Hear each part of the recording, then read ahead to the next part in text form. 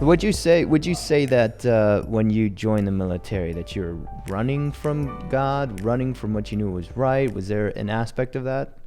Yeah, so I remember when I was looking at joining the military, Pastor Garrett was the youth pastor at the time, and I'd mentioned it to him, and he said to me, I don't mind if, I'm not against the military or joining the military or anything like that. He said, but I just want to know if you prayed about it and asked if this is something that God wanted you to do. Mm-hmm. And I said, yeah, of course, it's God. Yeah. So I didn't do that. The irony is that from what I'm seeing here is you're saying that you got saved while you were there in Mosul, which is Nineveh. Yeah. So what, I'm calling you Jonah, or what's going on here? Yeah. So I mean, there's a lot there. So the way the city of Mosul is there's kind of and my memory is not the best here, but there's the east side of Mosul and a west side. Did it take 3 days to walk across? Yeah, and there's 5 main bridges that connected the east and the west side, and so we were on the east side, which but there was, and I did go, we had a shooting range that was right next to a historical site, so we would practice shooting our weapons and then walk over and hang out in these biblical archaeological sites, and there's a lot of old. But when you're there, I'm obviously a church kid, and so I'm processing this. I got saved in the Middle East, and I'll tell that story. We can get to that story, but basically, there's a lot of times and scenarios where I was in Mosul and I was just thinking about wow, this is where Jonah was spewed out, and then he preached, this is the city. I'm literally looking at the biblical city of it. Wow. Holding a weapon. Wow. Sometimes we were in some interesting scenarios, and I'm like, this is it. This is it. I haven't been to Israel, and I would maybe ask Pastor Warner. I don't know if you've been to Israel, but I'm sure there's a feeling when you go to a place like that. You're like, Jesus was here, So to me, I was like, this is not a place that people can just buy a plane ticket to and go see where Jonah was spit out, Right. So for me, I was kind of a surreal moment. Did you internalize any of that? Feel did you say, I know how this guy feels? Yeah, yes and no. I mean, I will say now again, I for the people watching or listening, there's probably going to be, if I could just say, this is all within a year. So I got saved. I don't know when I got saved because, like I said, I wasn't keeping track of time. I know it was somewhere around April or May. It was in that cluster of time when that happened, and so but I got saved, and I remember I was talking to Pastor Warner on the phone a few times, and I had some real powerful prayer meetings there. So let me set that scenario up. When I did start serving God, when I did start doing all that, I didn't have a pastor on site. We'd had a chaplain, but he had a lot of other things going on. So we had a chapel, and I didn't have any sermons. I had my Bible, and I had a worship CD called Wow, that's what I call worship, or something like that. The 2000s. Yeah, and then we actually pitched our money together and bought LimeWire, and so I downloaded some songs, and my favorite song, and I appreciate the way that Kevin Greer does it, and I've told him this, but the song "Thank You, Lord," I forget who it's by. Andre Crouch. Andre Crouch. The way that Kevin Greer sings it resonated with me, and I knew that song and one other song, and when I had the time to be alone. So let me tell you. Basically, when I would be alone, I was never alone in the Middle East. You could never be alone. You could never be by yourself. So when we come back from these missions, these raids, we were doing raids almost 4 or 5 times a week. We were doing raids, and so we would come back at 3, 4 in the morning, and we were in this compound. You could walk by yourself to the shower without your weapon. That was the only scenario that you could not have your weapons when you're going to the shower. So I would go from the mission, I would take off my gear, and a lot of us were amped up on adrenaline, just a lot of, the blood was just pumping. And so I would take those times and I would go to the little chapel that they had there, and I would sing the 2 worship songs that I knew, and I would pray and read my Bible at 3-4 o'clock in the morning. And in all honesty, I mean, people can look at that a couple different ways. To me, I feel privileged because I had this experience with God where it was just literally me and him for like about 6 months of just, and I've preached this and I've said this numerous times, in the Tucson church and in conferences, I've felt the presence of God wonderfully and powerfully, but I've never felt the intensity of the presence of God as I felt it in the Middle East. I remember one time I was praying, and let me just, the disclaimer here, somebody can break this down scientifically and tell me I'm wrong, and that's fine. I'm not going to say they're right or wrong, but this is my experience. I was praying, and I remember I was singing this song, and I just started crying, and the Holy Spirit, I mean, I'm telling you, like, God would just get a hold of, like, God met my need of the need that I had in the Middle East. God met my need of fulfilling, satisfying me with his presence. And so I can remember this one time I was praying. I will never forget this moment in my life. I was praying and I was walking back and forth, and I remember I felt God tell me to be quiet. I translated it as be quiet, and so I was quiet, and I remember I felt at one point I lost a little bit of sensation in my legs, and I felt like I was being carried. And I can't give you more details than that, other than the fact that I just felt like God was carrying me, and I believe God was speaking to me and saying, like, I am carrying you through this moment. And I remember the moment was so intense that at one point, again, you can translate this how you want to, but I remember walking back and forth, and I got scared because I thought that the air was going to open up and I was going to, like, see some sort of the presence of God. I don't know how to explain it. I got so freaked out that I wrote an email to Pastor Warner, and he said, well, the way I translated what he said was, God shows up in unique ways, in unique circumstances. That was kind of the gist of it. And I was like, okay. I was like, I want to let you know, like, I don't know what happened here. Like, it was like this, like, overwhelming experience. I don't, is that okay? Is that normal?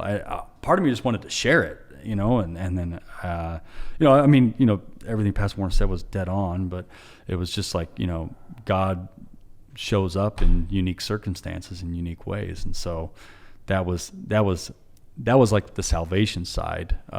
So I know you kind of brought it, we're talking about, is it well with my soul? And we're talking about that. But in that time, you got to remember, like, so these guys know me. And what I mean by these guys know me is they can see through any act that I put up. Yeah. They can see right through me. The reason that I preach the way I do is part of me knows that sometimes my friends in the military will watch me and they can see right through me. And so if I'm not genuine, and if I'm not real, if I'm not being who I am, they'll know that it's a gimmick. And as odd as it sounds, that's important to me.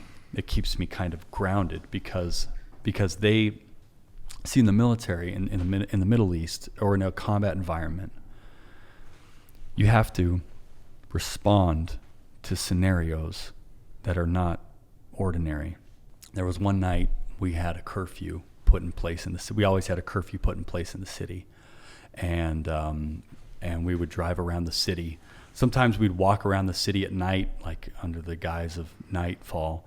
But this time we were driving around and we were basically controlling the city and not allowing people to be out because what was happening is they would plant IED bombs and they would blow them up on the side of the road when we would drive by. So a lot of times we would drive and they would detonate these things, exploding the vehicle. Sometimes the vehicle would be really damaged. Sometimes the vehicle wouldn't be as damaged. And so there's a lot of story. I have a lot of those stories. Lieutenant Scott Smiley is somebody, I know Pastor Warner knows about him, but that's how he lost his eyesight, was basically a car bomb drove into the vehicle, which would happen too. Cars would, they would have people wear these explosives and they would drive. It sounds macabre, but we would joke around that it was a blue Opal was always, or a red Opal with the type of vehicle. We were always looking out for these vehicles. They always seemed to be this brand called Opal. Mm-hmm. And what they would do is these guys, these suicide bombers would strap these explosives to their vehicle, inside their vehicle, basically these artillery shells, and they would just drive into the vehicle and detonate themselves. So, like I said, every day we're driving out 2-3 times a day. This is like what's happening. You know what I mean? We're always on the heads on the swivel looking for, is a car coming at me this way? Is this guy going to pop out of a rooftop? And, I'm facing out of a hatch and there's a guy behind me and there's a guy over here and there's a guy over here. You know what I mean? So when you talk about trust and you talk about wanting to know if somebody's all right, you look at people and you're like, hey, you ready? Like, are you good? Are you clear? Are you ready to, every day?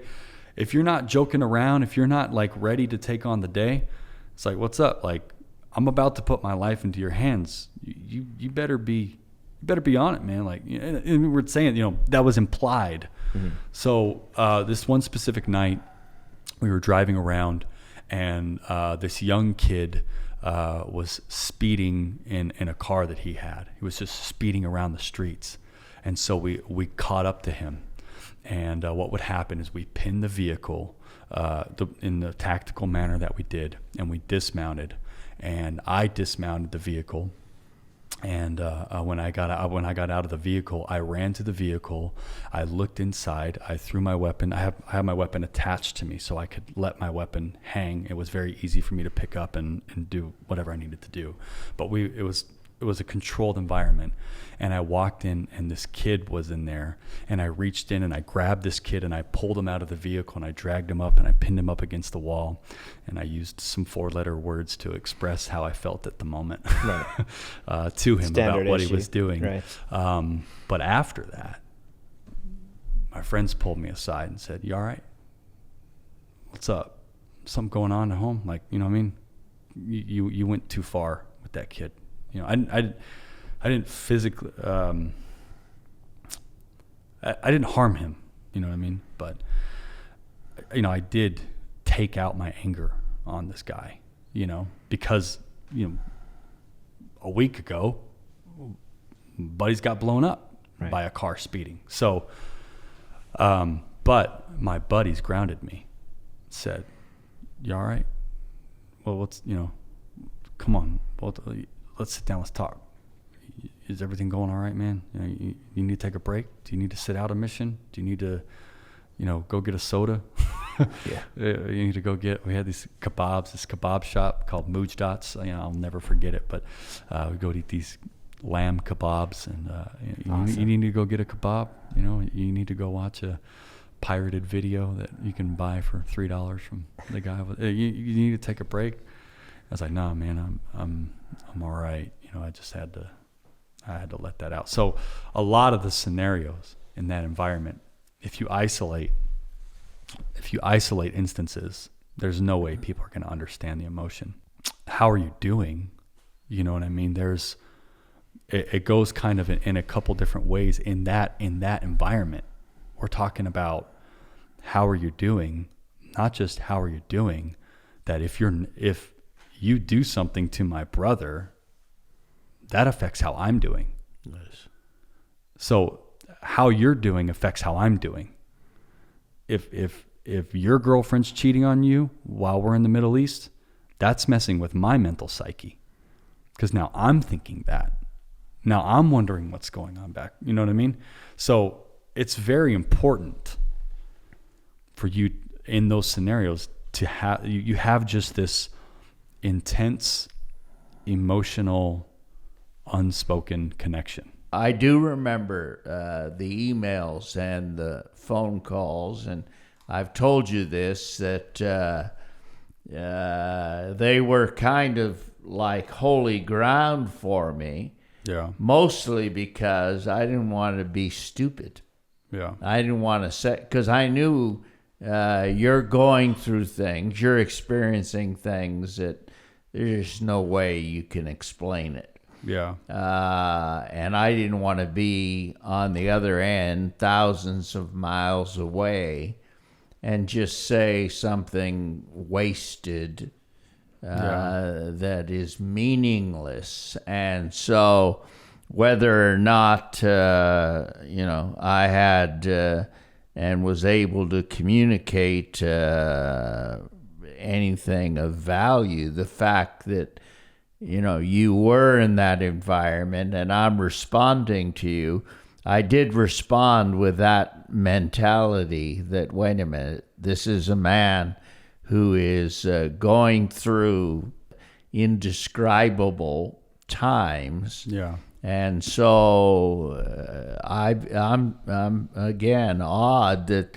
God's grace came to you in that same manner. And so, well, let me say something about that, Pastor, because one thing that I am indebted to, and I don't know how, I try to express it, and I don't always express it, but my appreciation for the Tucson congregation is so great because, and I think at the time, the only other person that we knew that had been deployed was Chris Martinez, but I know that my father and mother were fasting for me. I think if I were to ask my dad, I want to say it was every Wednesday that they were fasting for me or something. I can't remember what day it was, and I know that I was lifted up in prayer, and I know that when I came back, there was people that came up to me and they said, "We were praying for you. We're praying for you."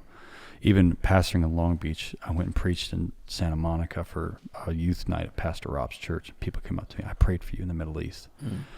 So that experience was my experience, but that's because, in part, yes, God was meeting the need, but I think God was also answering the prayers of the saints. The saints. So it's not just one thing, I guess is all I'm saying, is that, so my appreciation for you, for the Tucson ministry, Tucson church, is that I have a love for just the church because I'm a recipient of the church's power, of unity, of prayer. And I know a lot of people face hard, but this scenario, for me, it carries that much weight, if that makes sense. No, it makes total sense, and it's one of the reasons, these are so intense, the experiences behind it, that I've, because it's not my domain, I called it been a spiritual paparazzi and tried to exploit you for, give me some information about this or that, because, these are things that you put into the hands of God. You don't trifle with them, and that's why you emailed me. It was 6 months ago. I remember. I have a copy. It was December of 2019, and your last sentence was, the reason I have no problem telling you about it is I know we're not going to talk about it in casual conversation. And so it's been 16 years, but I can still feel the intensity of this and what was going on. And so, just to make it personal, and this is something that we've touched on briefly as I was asking your opinion for some of my own writing project, is thank God that there is more openness today, where people are willing to listen to veterans, what they've gone through. There's been a real increase in the understanding of medicine. It's much more sophisticated, and right here is a little shout out to the VA. And that is, no, they may not be perfect, but they really do try to serve the veterans. But as a result, people willing to talk about PTSD and the fact that, when you come home, you do bring some baggage. You do have to wrestle with some demons, etc. Is that there's a willingness to talk about this. That, for instance, my generation in the Vietnam War, and some of the people that I knew that fought in that, and some of the people within our own church that fought in Vietnam, they didn't come home to those things at all. And so, I was curious, just on a personal level, recently being able to gather with some men that you served and fought with, and sharing their experiences, relating, and how that there was instant sympathy when it came to, wrestling with PTSD. How did that personally shape you and impact you? Yeah. So about the PTSD thing is, when I came back, we had to sit down with a doctor and we had to fill out some questionnaires, and they diagnosed me with mild to severe PTSD. And they said that you're getting out, you need to go to the VA, and you need to, like this, you can't leave this alone. And so I did what a lot of people do, is I got out and I left it alone. And I kind of did. And I was in the church, and I wasn't exactly saved. I don't, I'm not going to break that. Let's just say I wasn't pursuing the things of God the way I thought I should be, or however you want to look at that. Excuse me. But what happened was, over time, I started to realize I had some issues. And part of my recovering came from the church accepting me and just loving me and letting me come into church and letting me enjoy that. Part of that came from my family, just not, I want to say judging me. Not that I would ever think that they would, but they just accepted the new thing. And I've never really asked, but I don't know. I mean, I think my mom's mentioned it a couple times, but when the Bible talks about David being a man of war and his difference with his son, thing about guys that have been in combat is you can see when a guy's been in it, and you can see when a guy hasn't. Yeah. So with PTSD, sometimes people can say some stuff, and you can say, "Yeah, I don't know about all that," But sometimes you say, yeah, there's something there.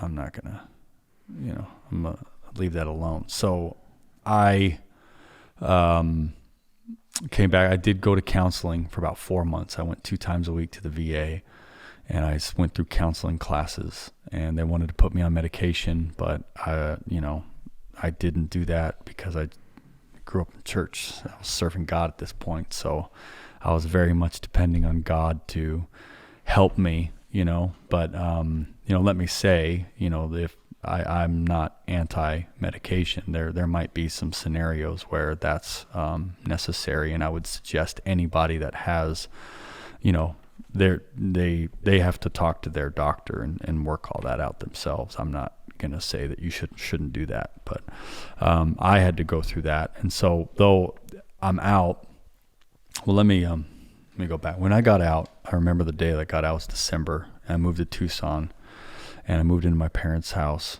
and I stayed with them for a couple months while I got on my feet.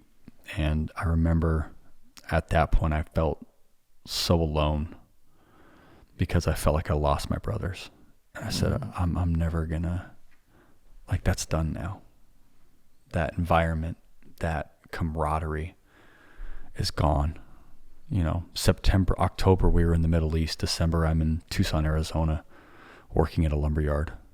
It's like, one moment I'm protecting my brother, so I go from these very extreme environments. And so processing everything that went on, what I think so interesting is actually Monday was, I think, September 28th, and that's when we redeployed back to the United States. So it was 15 years that we came back on Monday, the 28th. And I'm just now looking, the past few years, looking back thinking, I can't believe that happened. Yeah. Whoa, that I saw what? I did what? I experienced what? And now there's a reflection side of me where I'm almost just in awe. It's almost unbelievable in some of these scenarios,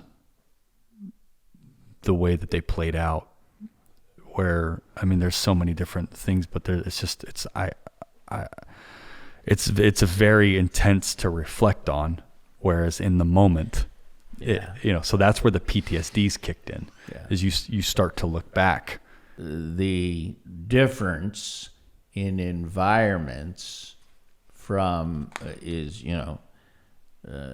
serving in Iraq and then working at it was Johnson Manley, right? Johnson Manley Lumber Company. Yeah, is like night and day. And if I was in that place, I'd have a hard time thinking, what am I doing?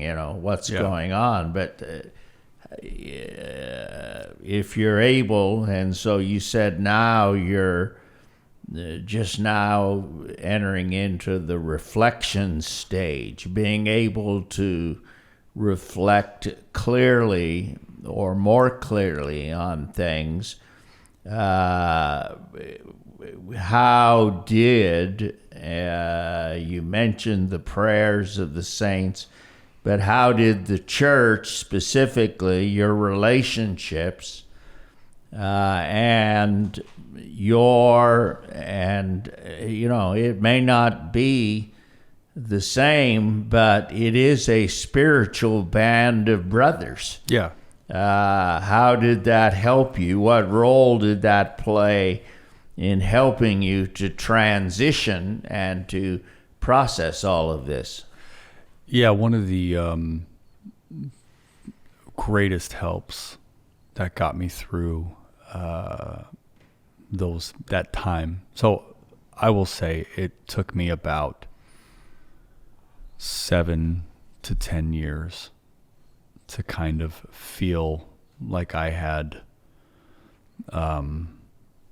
worked through that 1 year of experience. Mm-hmm. It took me about 7 to 10 years, but and it took, me going to church nonstop, But then the other factor of that, and so a couple things were there. So the church, and I'll talk about that.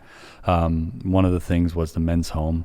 We started, it's called the War House, or what was called the War House, and that was a very unique brother's home experience, to say the least. The guys there, I'm still very close with them. I had dinner with, Anthony and Daniel and Adam last night. We were in the men's home together, and and I know they know, but so much of I had the desire to have a brother, and to maybe correlate it with this is I had the desire to want someone care about me as I knew how to care about somebody else. Mm-hmm.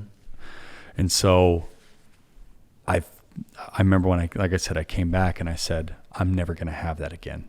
And that's true, but that doesn't mean that God can't meet the need of that. And that came from, like I said, the church, but I'm going to just take a moment and say that the men's home did that for me. It allowed me to not focus on myself and to focus on other people. And so it allowed me to kind of work through what I had to go through. Let me explain it like this. Brother Lupe is in heaven today and refers to you, as you're the Apostle Paul. Allegedly. He is in the presence of Jesus today as a result. Of that. There's some really, and you preached about, I sent you an email about some of the things that God did in that. And so, God helped us in that. But if the men, so I don't want to belittle that, because that really was such a significant factor to my growth and recovery of the community factor of men. And I mean, it was a very, there's stories about the men's home that, questionable theological, attempting to cast out demons, only to find out that it was a guy who's taking medicine, thing like, we had our moments.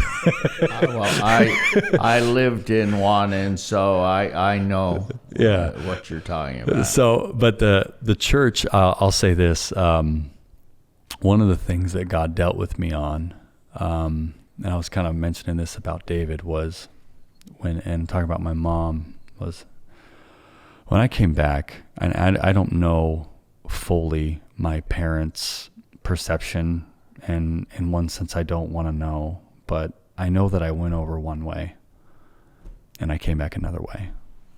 And to be kind of blunt about it, is because of the scenarios that I had to go through, because of what I had to do to survive, there were lines that were crossed that you can't take back. And so when I say you can see somebody who's been in combat, what you're really saying is they've crossed some lines that most people will never, be in that kind of a scenario. You can see it in the States. Sometimes, gangbangers and stuff will come in, and you can kind of tell when this is not your typical, dude on the street. This is somebody that was really in, some unique scenarios. So I know that when I came back having lost something, because I had to cross lines that I was not intended or supposed, the human body was not, the mind was not supposed to cross those lines. And so I'm sure people are very interested in what those lines are. You're just going to have to leave that to your imagination. But that's one of those, it's none of your business areas. That's what people want to ask about. Well, what about, and so that's what I'm saying. So because I crossed those lines, and so I'm going to link this in here. So what happened was, when I came into the church, I remember specifically, I believe it was Bobby Padilla. He came up and he gave me a watch. He said, "I want to give this to you, brother." I was like, no. He said, "Thank you for your service." I said, no, I don't want any, I didn't do it for that. That wasn't why I did that. And I remember God convicted me, and he said, "You need to receive the gratitude of the saint of these people." Yeah. And people were inviting me out to lunch, and I kept saying, no, I don't want any of that. Like, that's not why I did it. You don't understand. So, but I remember what God used was the softness and love of the saints of God to bring me around. If that makes sense, that I knew kind of myself, and I knew the environment and the men that I was with, and I'll get to this. Like, I know these guys, and so I know how many marriages they've been through. You know, I know the intricacies of some of those marriages. You know, I know the downfalls or the dark moments of these men's lives, and those men know my dark moments, and they know what I would do in certain specific scenarios, and they've seen me do, and I've seen them do in scenarios that are very hard to contextualize. So, with that being said, I do want to segue and say just to say a few things. That what I'm so appreciative about my parents and my sisters is they just loved me. And I can understand how there's so much of a curiosity from a family point of view, where they've known me my whole life, and then they see me and there's something different, and they say, what happened? The question is basically, what happened? I don't even know what I'm 15 years later trying to figure out and understand and process what happened. You know what I mean? So when we're talking about PTSD, you know, we're talking about, like, depending on the intensity of the, and you know, I understand everybody processes, you know, intense moments differently. One person processing a stub toe is different than another person processing, you know, their finger being, you know what I'm saying? Like, that's the greatest harm or scenario that they've been in. But there could be a greater experience, you know. So let me go on and say, one of the reasons that I'm so grateful for Hannah, my wife, is she has such a purity to her, and I get a little emotional about that. But that's why I love her so much, because there's so much of me that says, I just want to be connected to that. Mm-hmm. You know, the innocence, and such a righteous way, and she balances me so well, because I'll process a situation. I can't think of something exactly, but she'll come back and say, no, that's not right. And because she's coming at it from an innocent, pure church kid, knows this, you know what I mean? Yeah. Because she's coming from that, it helps me to realign things in my life. And so that's a bigger example. And I'll say this about Hannah, you know, when we first moved to Long Beach and we first got married, you know, Hannah's didn't know me before the Middle East. So she's only known this Wesley Pinnick. You know, other people have known me before, you know, but the Wesley Pinnick that's here now is, you know, she doesn't know me before the Middle East. So for her, she's processing what I've gone through. I remember when we first moved to Long Beach, you know, one of the things that I appreciate about Hannah is she's processed with me so well. So in Long Beach now, I'm a pastor now, pastoring in Long Beach there. I'm there for, you know, we're now there. So we're talking, I'm married, I've got a kid, and I'm waking up in the middle of the night, checking my windows, reaching for my gun, wondering what's going on, circling the house in the middle of the night. And I'm coming back to bed, and I'm looking at my wife, and she's looking at me like, what? Not in a bad way. She's just doesn't understand, you know? And but she knows that what I need is for her just to love me, you know, and to give me a hug. And, you know what I'm saying? That's what helped me. And to take that and say, when I came back to church and people were just nice to me, you know?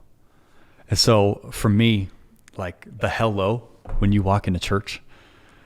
I mean, you just don't know what that hello means to somebody. You know what I mean? When you shake somebody's hand, now whatever we do now, but generally speaking, you say hi to somebody, you smile at them. I mean, to me, there's been so many moments where people have just said something, given me a coffee, given me a pen, and it seems so minuscule and so small, but it's those things that, as I was wrestling with things that I've done or things that have happened to me and things that I've seen, I'm thinking, man, there's, the people of God are helping me through this. And there's just unknown gratitude. There's so many unknown scenarios to the church. And I think me talking about that, I would say that that's a very intense way to explain how necessary and how crucial the church is. We were talking in the car on the way over here about greeting one another. I mean, when we greet people at church, that is an important time. Oh yeah, that's why I hate fist bumps. I hate elbow bumps right now. Yeah, but that's another. It seems topic. Small. It seems like we're just being cordial. Yeah, I believe there's a more spiritual side to just when hey, I'm glad you're here today. Yes. So that helped me process the PTSD. No, sorry, I'll go on. Please just interrupt me because I'll keep going. My pastor is Pastor Warner, so if you know him, he can he can chat a little bit. But so these guys, I've got the Tucson church praying for me. I've got this whole group of people. I've got godly parents. I've got godly friends. I'm living in a men's home, and this is how I'm recovering from my PTSD. The other guys that I'm with, they're not doing it that way. Some of them stayed in the military, went on to go to deploy 2, 3, 4 more times. Some of them didn't make it on next deployments. Different things like that happened. There's so many stories that have happened in between. But so we go to this dinner, and I'm talking to these guys. And they're telling their stories, and I'm a preacher now. They know that I'm a preacher. They know that I'm a man of the cloth, they like to say. And I'm sitting down, and I'm with these guys, and if I'm honest, there's a piece of this that's it's a helpful, comforting environment to see these guys and say, we're still here. We're still alive. We might have some problems, but so much of the moment was just staying alive for 1 year, was trying to make it through. And so now we're like, hey, I'm here, I'm alive, So the whole time I'm there, and I'm grateful, I mean, like they will give me the hardest time about being a preacher, and that's fine. Like, they have every right to, they're not disrespectful about it, but they joke with me in the way that we have that relationship. And so, but we talked, and it was so great. Even earlier, I earlier that year, I go on some walks every now and then. I've gone on some walks with some people, and one of the great moments for me was I got to bring my son and Hannah on one of these walks, and she got to meet some guys that I was very close with while in the Middle East. And she got to meet these guys and talk to them, and just I was able to connect her to a part of my life that is so hard for me to kind of explain, And so, what they've gone through and their processing of PTSD has not been the same as mine. It's taken hundreds, if not thousands of people to get me to where I'm at today, so. The theme that's been so prevalent as we've talked with Wesley Pinnick relates back to the scripture statement that Jesus grew in favor with man, in favor with God, favor with man. And, if I was to sum up everything that you talked about, whether the church, the kindness, the men's house, the invaluable asset of your wife, Hannah, all of that is an expression of favor. And favor is something supernatural. That even with the horror and the stuff that you described, there is a supernatural development and grace that comes to your life. And it was President Teddy Roosevelt who was speaking not just as a politician, but as a leader, and said the most important single ingredient in the formula of success is knowing how to get along with people. And so Jesus grew in favor with man. And one of the things I love reading the Gospels is how Jesus reacted one-on-one, these amazing encounters that he had with people, these masterpieces of understanding, because the Bible says he didn't need anyone to tell him what was in man. He knew exactly what was in the heart of man. The beautiful thing about, I'm going to say specifically, the Tucson church, is that there is that encouragement to develop relationships. That there's this environment. You go on an outreach. You drive to New Mexico or wherever you go on a day outreach. There's a little bond that comes from that. You drive the van to the Las Vegas, New Mexico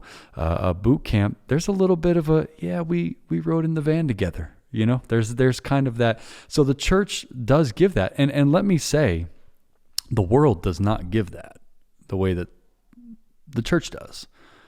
The world tries with athletics, and there's those bonds formed there and stuff like that. But I mean, I think the church offers that experience at such a young age, where the reason that backsliders come back to church is because they have memories, positive memories of people just being their friend and enjoying life together. You know what I mean? I still talk to people. I talk to people today that followed up on me, and we still talk. I mean, I'm not calling them every day like, hey, what's up? But we talk. You know what I mean? Yeah. And the reason for the question is that as a pastor, you are seeking, by the grace of God, to create a culture of trust in that congregation, whether it's 30 people or 300. You're seeking to create not just a group of spectators, but a culture of trust, and that really is what someone said. Without trust, we relate as competitors and in a mindset of scarcity. And so, the Bible places such importance on trust. If I take anything from our conversation, it's that, our calling is, God, help me to be a trustworthy man, a trustworthy woman, that covenant person that will stand by others, not just in good times, but also in bad times. I'm going to be that kind of brother. And so the Bible uses, I understand the movie A Band of Brothers, etc., but the Bible doesn't hesitate at all to use that word, brother, and all that it represents and all that it should challenge and mean for us. and he applies it directly to our lives. Yeah, one of the things that that I've heard you say over the years, and that I've really come to appreciate over the past 6 months, is one of the things I heard you say is, over the years you've always said how you enjoyed preaching to the Tucson church. And I know in one sense I understood what you were saying, but now in Long Beach, it's my favorite place to preach. The people there, I love the people there so much. And there's such a joy to preach to the people in my church. Mm-hmm. And there's just something about it. I could preach there forever, you know? Yeah. And I think I'm, you know, I understand there's obviously different things going on in our churches. But you know what I mean? But just that environment of where, you know, you would get up and, you know, I guess I kind of felt a smaller, you know, version of what you feel when you stand up and say, this is where, you know, I want to preach. This is where I want to labor. I enjoy preaching out for brother so-and-so, and that's great. That's wonderful. But preaching at home is, you know, there's something, and you talk about that church environment very much in our church is I want it. And I, you know, what we do, in Thanksgiving, I say, you know, you're going to celebrate with your family. That's fine. But we're a church family. A lot of people in our church don't have a family that people would associate with as a Thanksgiving, spend time with family. As church, we do Thanksgiving dinner, and it's intense. I mean, it's an intense moment, because for some of those people, that is their family. Yes, and you have the reality that the spiritual bonds of fellowship are actually greater sometimes than blood relationships. And so, you know, they say water or blood is thicker than water, or is it vice versa? Blood's thicker than water. And yes, we'd be in trouble. But it's not thicker than the cross that unites people. And so we appreciate you know, the effort that you made. I know this has been a real effort to come, and we want to do our best to bless you, etc. But it's good to talk about this because Jesus grew in favor with man. Yeah. And this is such an important part, not only of our personal well-being, but also building and doing anything worthwhile for the kingdom of God. And so to those listening, our weekly podcast strives to present that, and you can go to the YouTube channel. You can subscribe there. You can go to Apple Podcasts and do the same. We encourage you to do that. It's obvious that Wesley has gotten some of my DNA, because we could probably go another 2 hours, but we're going to run out of film, and the camera batteries are going to die. So on that note, to Wesley, thank you again for making the effort to be here. Pastor Gabe, always a blessing. Michael and Miguel, who engineer and set things up. My wife, who takes delight in helping set up our dining room as a studio. All of you, we appreciate you, and go with this thought: you're not in the boat alone. And there are people, and you'd be surprised, but there are people that are there for you, and God is there for you. So take that thought with you as you go. God bless you. Thank you. Next week, we'll be back with content that will help you and bless you. And so, God bless you again. Amen.